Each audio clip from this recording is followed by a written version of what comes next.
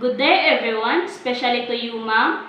So based on our research, these are the evolution of education from pre-literate society to 20th century. So, first is education in pre-literate societies. The earliest educational process involved sharing information about the gathering food and providing shelter, making weapons and other tools, learning language, and acquiring the values, behavior, and religious rites or practices of a given culture. Education in ancient Africa and Asia. In ancient Egypt, which flourished about 3000 BC to about 500 BC, priests in temple school taught not only religion but also the principles of writing, the sciences, mathematics, and architecture.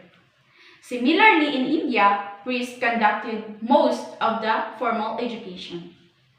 Beginning in about 1200 BC in India, priests taught the principles of the Veda, the sacred text of Hinduism, as well as science, grammar, and philosophy. Formal education in China dates to about 2000 BC, though it thrived particularly during the Eastern Zhou dynasty from 770 to 256 BC. The curriculum stressed philosophy, poetry, and religion in accord with the teachings of Confucius, Lao Tzu, Lao Tzu, and other philosophers. Education in ancient Greece. Historians have looked to ancient Greece as one of the origins of Western formal education.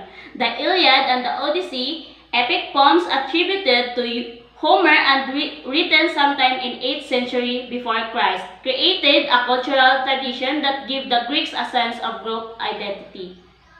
In the 400s before Christ, the Sophists, a group of wandering teachers, began to teach in Athens.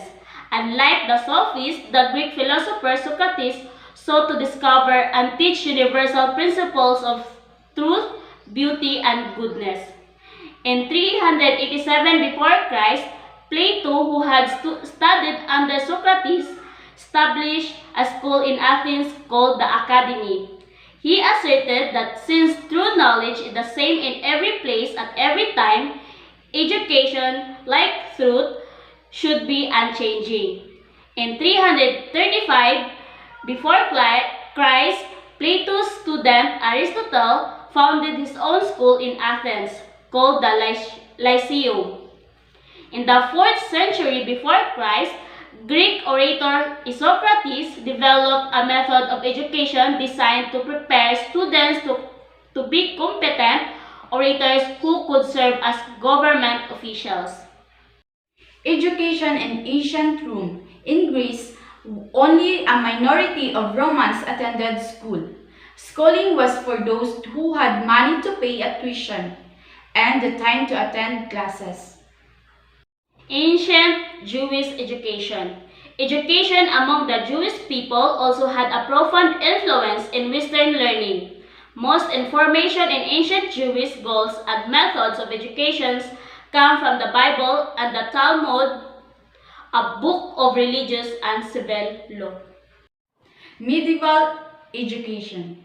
During the Middle Ages or medieval period, which lasted roughly from the 5th to the 15th century, Christianity, particularly the Roman Catholic Church, heavily shaped Western society and education.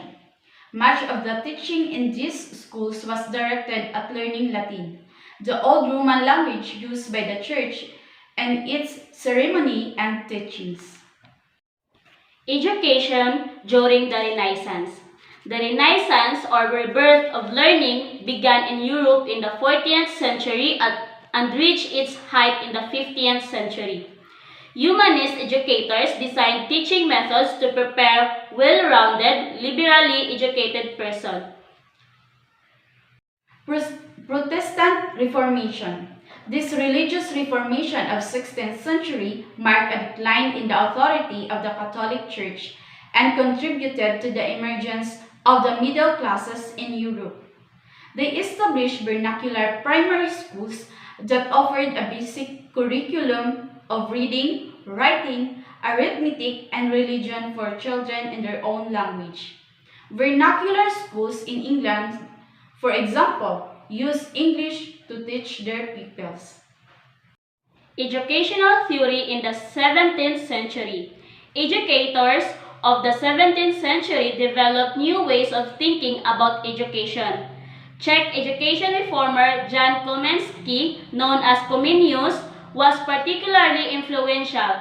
Comenius advised teachers to use children's senses rather than memorization in instruction. Education during the Enlightenment. The age of the Enlightenment in 18th century produced important changes in education and educational theory. Education in the 19th century. During the Enlightenment, educators believed people could improve their lives and society by using their reason, their powers of critical thinking. Education in the 20th century. The foundation of the modern education were established in the 19th century. Swiss educators Johann Heinrich Pestalozzi, inspired by the work of French philosopher Jean-Jacques Rousseau, developed an educational method based on the natural world and the senses. Pestalozzi established schools in Switzerland and Germany to educate children and train teachers. He affirmed that schools should resemble secure and loving homes. We hope that you learned in our presentation. So that's all. Thank you and God bless.